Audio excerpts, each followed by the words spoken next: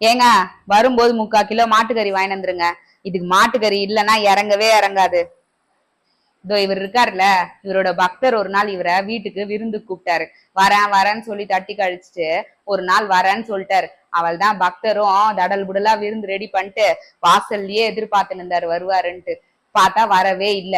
மறுநாள் போயிட்டு, என்னை ஏன் பாபா ஏமாத்தின, வரவே இல்ல அப்படின்னு கேட்டதுக்கு அவரு, அட பாவி, நான் 3 தடவை வந்தேன்டா, நீதான் என்ன அடிச்சு துரத்திட்டேன்னாராம். இல்ல பாபா, நான் வாசல்லயே இருந்தேன், நீங்க காணமேன்னதுக்கு, நாயா வந்தேன் அடிச்சு துரத்திட்டேன், மாடா வந்தேன் அடிச்சு துரத்திட்டேன், சரி காக்காவா வந்தாலாச்சும் சோறு போடுவேன்னு பார்த்தா அப்பயும் அடிச்சு துரத்திட்டேன்.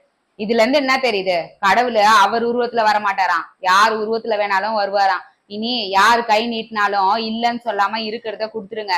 ஏன்னா கேக்குறவங்க கடவுளா கூட இருக்கலாம். இதோ அந்த மாதிரிதான் இந்த நாய் வந்து எங்க வீட்டுல சேர்ந்தது. இது கொழுப்பு, இதுக்கு மாட்டுக்கறி இல்லாம இறங்க மாட்டேங்குது. அதனாலதான் மாட்டுக்கறி வாங்க